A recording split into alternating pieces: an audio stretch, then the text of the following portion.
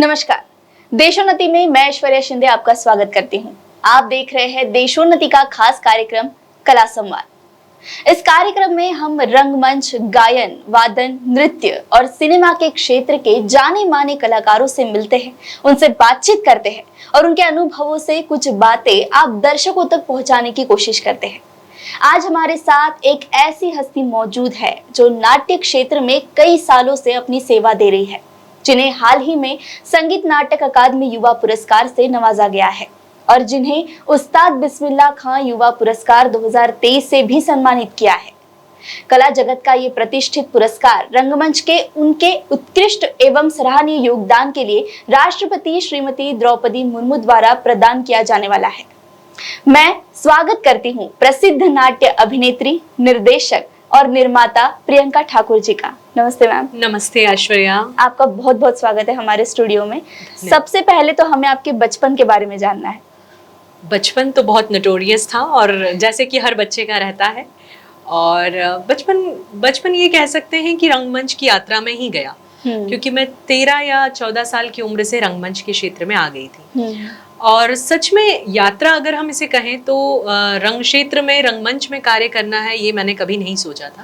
मैं classical dance performance में ज़्यादा रुचि रखती थी और कथक मैं सीख रही थी। उसी दरमियान मैं जब एक बड़े स्टेज परफॉर्मेंस पे थी तो किसी डायरेक्टर की मेरी ऊपर नज़र गई और उन्होंने सोचा कि यार एक छोटा सा सीन है पर थोड़ा क्लासिकल फॉर्म में है और वो साइड कैरेक्टर है। अच्छा। तो ये लड़की कर लेगी। डांस का है तो किसी एक्टर को इतना नहीं समझता है, तो इससे हम वो करा लेंगे।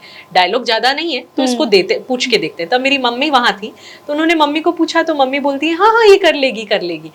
जब मुझसे पूछा तो मैं एकदम सहम गई कि मैंने तो कभी एक्टिंग की नहीं है, मुझे एक्टिंग का ए नहीं आता, मैं इसे कैसे कर पाऊंगी। लेकिन मम्मी के हाँ कहने के बाद मैं कुछ कहने के लायक थी नहीं, फिर मैंने हाँ कह दिया और मेरे साथ मेरे पेरेंट्स का सपोर्ट था ही। एक छोटा सा किरदार, एक दासी का, लहरों के राजहंस नाटक था, उसमें मुझे वो छोटा सा रोल मिला। और आपको मैं बता दूं, डांस की फील्ड तो मेरे लिए साइड हो गई और नाट्य क्षेत्र कहेंगे तो मेरी प्रमुखता से आगे बढ़ गया। और वो भले ही छोटा सा कैरेक्टर मैंने उस नाटक में निभाया होगा जी। लेकिन वो छोटे से कैरेक्टर ने मेरी सपनों की उड़ान भरी। और ये कह सकते हैं कि उसके बाद मैं एक के बाद एक ड्रामा करती चली गई, सीखती चली गई और कई मैंने मुख्य किरदार भी निभाए और आज तक मैंने कभी अपने आप को पलट कर नहीं देखा। जी, आपने जैसे बताया कि आपकी मम्मी ने आपको सपोर्ट किया, लेकिन ये बात आपने जब अपने घर पर बताई, अपने फादर को बताई, तो उनका क्या रिएक्शन था इस बात को लेकर? क्योंकि ऐसा होता है ना कि लोगों को लगता है कि ये फील्ड अच्छी नहीं है, डांस एक अलग बात हो गई, एक्टिंग एक अलग बात हो गई, तो लोगों को ऐसा समझ होती है लोगों के कि ये फील्ड अच्छी बिल्कुल नहीं सही कह रहे हैं आप। और एमपी में एक छोटा सा ऐसा कल्चर भी है, फादर इस तरीके की कल्चर एक्टिविटीज को बहुत ज्यादा प्रोत्साहित नहीं करते हैं। लेकिन मैं आपको एक बात बताऊं, जैसा कि आप सोच रहे हैं ऐसा ही कुछ मेरे केस में भी हुआ है। अच्छा। एक्चुअली मम्मी को पसंद था तो मैं डांस कर रही थी और उनको तो डांस भी, मेरे पापा को तो डांस करना भी पसंद नहीं था। अच्छा। एक्टिंग तो दूर की बात है। तो जब मुझे छोटी छोटी ट्रॉफियां मिलती थी, जब वो इकट्ठी हो गई तो उन्होंने एक दिन, मेरा 10th का रिजल्ट थोड़ा सा कम आया था, मेरी 2nd डिवीजन बनी थी और मैं पढ़ाई में ऐसी बहुत ज्यादा हाई फाई नंबर लाने वाली स्टूडेंट नहीं हूँ, मैं well to do normal student रही हूँ। तो उनको ये था कि मैं पढ़ाई लिखाई करके IAS बनूं, वो हमेशा उनका सपना था कि UPSC क्रैक करूं। अच्छा। वो किताबें ला के इतनी मोटी मोटी मुझे दिखाते कि ये देखो ये पढ़ना है तुमको, पहले से ही वो रहता ना अपन बूस्ट अप करते रहो अपने बच्चे को, तो वो करते रहते थे।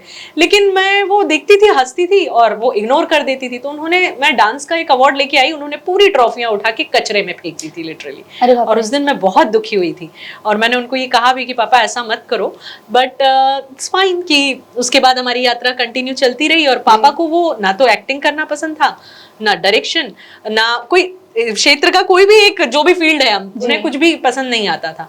पर ठीक है, मेरी मम्मी ने फुल सपोर्ट किया और मैं करती चली गई।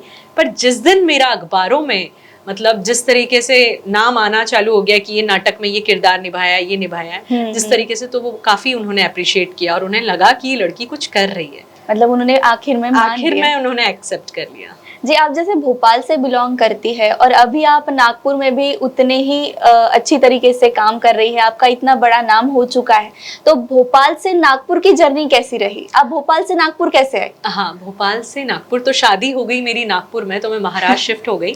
ये एक वजह रही मेरी नागपुर आने की। लेकिन हाँ, एक बात कहूँगी कि नागपुर ने मतलब मुझे पहले लगा कि मैं रंगमंच के क्षेत्र से हूँ, मैंने इतना काम किया है, मैं यहाँ पे अपने आप को मतलब रखूंगी कैसे, मेरा अपना वजूद मिटे ना, मैं अपने आप को काम करती चली जाऊं। और लैंग्वेज का फर्क पड़ता ही है, मैं हिंदी साइडर रही, हिंदी भाषा पे मेरी एक अच्छी कमांड है, और मराठी, और मेरे लिए थोड़ा डिफिकल्ट भी था यहाँ पे कि मैं अपने नाटक अगर करती हूँ तो एक्सेप्ट कौन करेगा, क्योंकि ऑडियंस तो वही मराठी ऑडियंस है, उनको हिंदी नाटक उतने।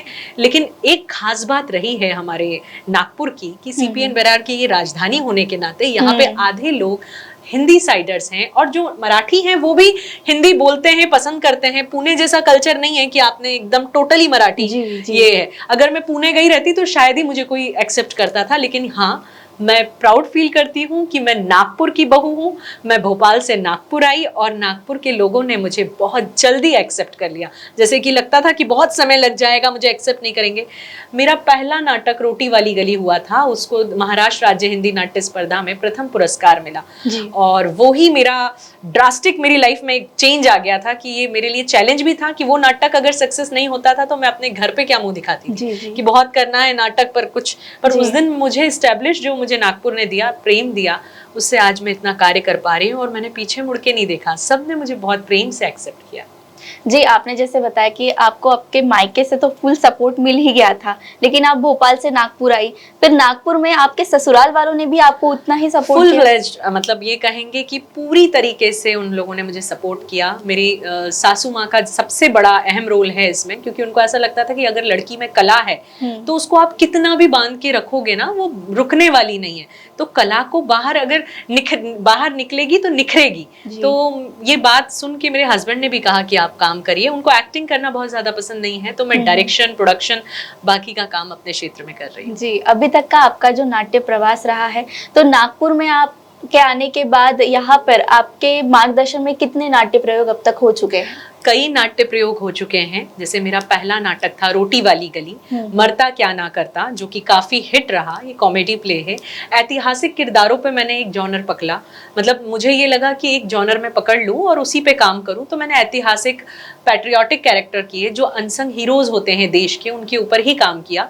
तो उनमें से टंट्या भील एक ऐसा किरदार है जो एक भीलों का राजा कह सकते हैं, और उन्होंने अंग्रेजों को देश से बाहर भगाने में काफी मदद की है। और ऐसी ही एक किरदार थी झलकारी बाई, जो रानी लक्ष्मीबाई की टुकड़ी में थी। उन्होंने देश की आज़ादी में अहम आहुति दी है। और भगवान बिरसा मुंडा, गाथा पंडित दीनदयाल उपाध्याय जी, राष्ट्र पुरुष अटल, जो कि पूर्व प्रधानमंत्री अटल बिहारी वाजपेयी जी के ऊपर आधारित है। ऐसे कई ऐतिहासिक किरदार, सुभाष चंद्र बोस जी के ऊपर बोस नाटक तैयार किया। वही सब किरदारों पे ही काम कर रही हूँ और आगे भी करती रहूंगी, क्योंकि ऐसे किरदार जिनको लोग नहीं जानते हैं, जो मतलब कई ऐसे किरदार हैं कि भगत सिंह, सुखदेव, राजदेव को तो सब जानते हैं, लेकिन उनके साथ दुर्गा भाभी थी, वो भी एक महत्वपूर्ण भूमिका में उनकी आजादी में उन्होंने अपनी आहुति दी है। उन्हें कोई नहीं जानता, तो उनको उनके बारे में जानने को होना, ये युवा अवस्था जो ये सिर्फ इंस्टाग्राम और फेसबुक और व्हाट्सएप स्टेटस वगैरह में जो डूबी हुई रहती है, और इतने शॉर्ट्स, जैसे अब देखिए पहले आप वीडियोस देखते थे यूट्यूब पे, आजकल शॉर्ट्स का जमाना आ गया है कि उतना वीडियो भी लोगों से देखा नहीं जाता, वो भी उसने में भी इम्पेशेंट हो जाते हैं, तो वो शॉर्ट्स देखना चाहते हैं। इतने इम्पेशेंट आज की जनरेशन है, तो इनको जागरूक कैसे किया जाए? अगर हम इस तरीके के नाटक बनाएंगे और वो देखेंगे तो उन्हें पता चलेगा कि ऐसे भी कोई किरदार हमारी ऐतिहासिक धरोहर रहे हैं। तो वो देखेंगे तो समझेंगे, इसलिए ये काम कर रहे हैं, और इसीलिए मुझे शायद संगीत नाटक अकेडमी ने सम्मानित भी किया है। ये तो बिल्कुल सही बात है। जैसे कि आप का इतना बिजी शेड्यूल है, हम देख ही रहे, और उसमें हमें एक बात पता चली है कि आपको सामाजिक कार्य करने की भी बहुत मतलब इच्छा रहती है, हमेशा आप हमेशा आगे रहती है। मैं बिल्कुल अग्रसर रहती हूँ, लेकिन अश्विनी आप कुछ कह रहे थे, मतलब यही इतना ही था ना आपका क्वेश्चन? ओके, नहीं बिल्कुल आप सही कह रहे हो कि सामाजिक कार्य करने की मेरी इच्छा रहती है और बहुत ज्यादा रहती है, लेकिन मैं अपनी इतनी गतिविधियों में इतनी उलझी हुई हूँ कि जितना मैं चाहती हूँ, मुझे ऐसा लगता है उसका मैं 1% भी नहीं कर पा रही हूँ। मुझे ऐसा लगता है कि ये नाटक तो समाज में पहुंचे, ये माध्यम तो है ही, एक, लेकिन इसके साथ मेरा परिवार भी है। परिवार के बाद मैं इतना समय नहीं दे पाती हूँ, लेकिन मेरी इच्छा रहती है कि मैं उन लोगों से मिलूं जो लोग आज भी, कई लड़कियां ऐसी हैं जो अपने इन सब चीजों का सुख नहीं भोग पा रही हैं। उनके अंदर भी बहुत टैलेंट है, इतने इतने, आप अगर गांव कस्बों में चले जाओ, तालुकाओं में इतने टैलेंटेड बच्चे बैठे होंगे वहां पर, आप उनको निकाल नहीं पा रहे हो क्योंकि वो ऐसे ऑडिशंस तक नहीं पहुंच पाते। जो शहर में बड़े बड़े ऑडिशंस होते हैं वो वहां तक नहीं पहुंच पाते, लेकिन उनमें टैलेंट है। कैसे आए? शायद परिस्थितियां नहीं है, लेकिन उन बच्चों का टैलेंट बाहर आना चाहिए। उसके लिए मैं कई बार प्रयास कर रही हूँ कि ऐसे भी बच्चे सामने आए। और कई बच्चे अनाथालय में हैं जिनके माँ बाप नहीं हैं, उनकी भी सेवा करने की हमेशा इच्छा रहती है। सेवा समिति से भी जुड़ी हुई हूँ, कई बार मैं वहाँ जाती हूँ, मिलती हूँ। लेकिन सही बात बताऊँ तो ये सब गतिविधियों में उतना समय नहीं देना चाहती हूँ, नहीं दे पाती हूँ। लेकिन मेरी इच्छा है कि मैं दूँ और मैं जाऊँ, कार्य करती रहूँ। जी, आप जितना हम देख पा रहे हैं, आप तो बहुत अच्छी तरीके से ये सब कुछ चीजें मैनेज करती है। नाट्य क्षेत्र में आप इतना अच्छा काम कर रही है, आपका इतना बड़ा नाम है। तो मैं आपको एक सवाल ऐसा पूछना चाहूंगी कि आप तो बहुत लोगों की गुरु रह चुकी है, आपसे तो बहुत लोगों ने कुछ सीखा है, लेकिन आपके गुरु कौन है? मेरे गुरु कौन है? बहुत अच्छा सवाल है।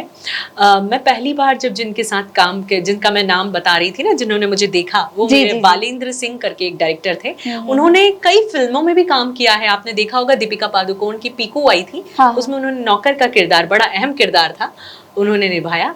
बालेंद्र सिंह जी ने मुझे अग्रसर किया कि नृत्य क्षेत्र से आप नाट्य क्षेत्र में आइए, और वहां से मेरी जर्नी शुरू हुई। उसके बाद मेरे कई दिग्गज गुरु रहे। हबीब साहब के साथ भी काम किया, जिस लाहौर नी वेख्या ऊ जन्म्या ही नहीं, वो पद्मश्री अवॉर्डेड हैं थिएटर फेटर्निटी में। और इनके साथ राजेश भदौरिया, और सबसे जिनसे मैंने सबसे ज्यादा समय तक जिनके साथ काम किया, और आज जो कुछ भी हूँ आप मुझे देख पा रहे हैं, वो मेरे गुरु हैं संजय मेहता।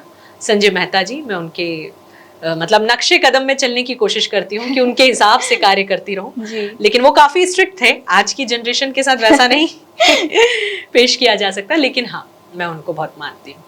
आप इतने सालों से भोपाल के साथ साथ नागपुर में भी अभी आपको बहुत साल हो गए हैं, आप काम कर रही है नाट्य क्षेत्र में। तो आप जब अपने गुरु के मार्गदर्शन में काम कर रही थी तब, और अभी आपके मार्गदर्शन में जब लोग काम कर रहे हैं तब, इन दोनों सिचुएशन में आपको नाट्य क्षेत्र में क्या फर्क दिखाई देता है? बहुत ज्यादा डिफरेंस है। कैसे? बहुत ज्यादा डिफरेंस है। जैसे कि मुझे याद है कि हमारा रिहर्सल का टाइम होता था 4 बजे।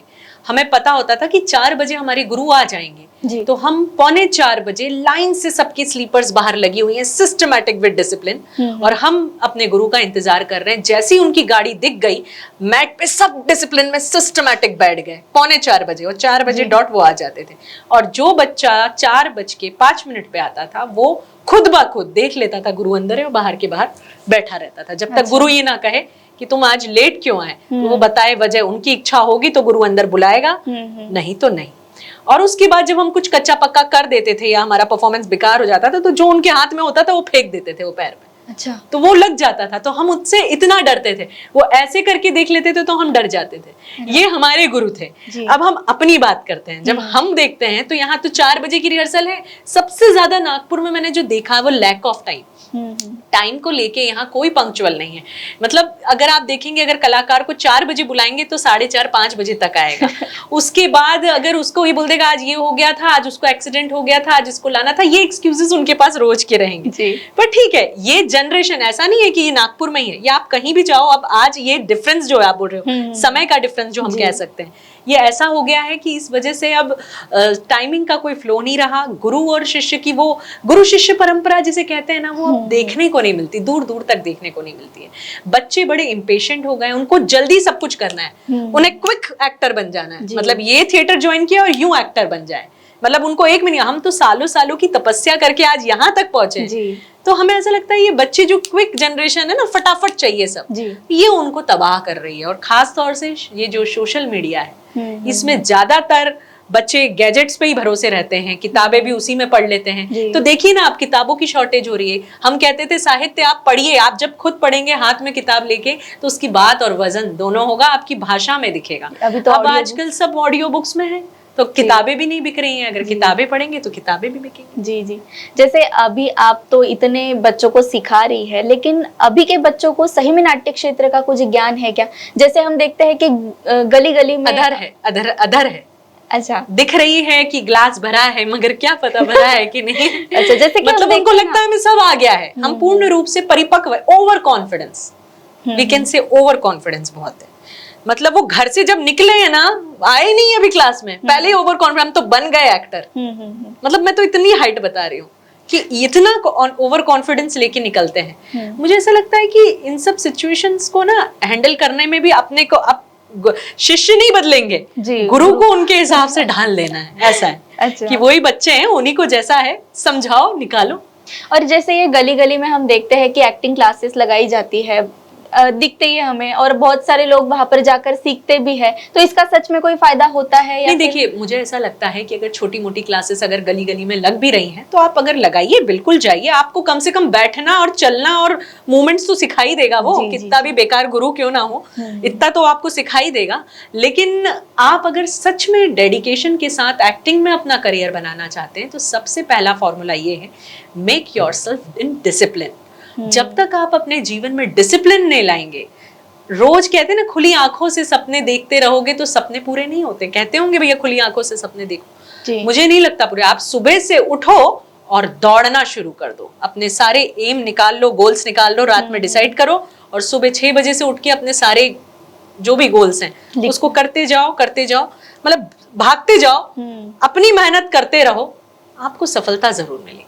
और अभी जो युवा इस फील्ड में आना चाहते हैं, जिनकी बहुत इच्छा है कि हमें काम करना है, लेकिन जिनको मार्ग नहीं मिल पाता, जिनको रास्ता नहीं दिखता है कि हम कैसे शुरुआत करें, इच्छा तो बहुत होती है लेकिन कोई सिखाने वाला नहीं होता है, तो ऐसे लोगों के लिए आप क्या संदेश देना? मुझे ऐसा लगता है कि वो पहले अपने समर कैंप्स अगर लग रहे हैं तो 2 महीने के अपने आसपास कोई समर कैंप्स हो तो वो ज्वाइन करें एक्टिंग से संबंधित। और वो सिर्फ समर कैंप से काम नहीं चलेगा, आप बड़े कोई इंस्टीट्यूट जैसे national school of drama, FTI है, और MPSD, इस तरीके के बड़े इंस्टीट्यूट से आप ट्रेनिंग लें। और ट्रेनिंग लेने के बाद अगर आपको ऐसा लगता है कि वो कुछ ज़्यादा खास नहीं हो पा रहा है, तो फिर आप और ज़्यादा अपने आप को टाइम दें, खुद को टाइम दें, तभी ये करियर में आप कुछ बड़ा कर पाएंगे। धन्यवाद मैम, आप यहाँ पर आई और आपने हमारे साथ आपके अनुभव और आपकी राय हमारे साथ यहाँ पर शेयर की, और हम ऐसे ही कला क्षेत्र के दिग्गज हस्तियों से आपकी मुलाकात कराते रहेंगे। हमें यकीन है कि उनकी राय और उनके अनुभवों को जानकर आपको कोई संदेश जरूर मिलेगा और आप आगे जरूर जाएंगे। मिलेंगे अगले एपिसोड में नए मेहमान के साथ, तब तक देखते रहिए देशोन्नति। नमस्कार। ठळक घडामोडींसाठी देशोन्नति न्यूज चॅनलला सबस्क्राईब करा आणि बेल आयकॉन प्रेस करा।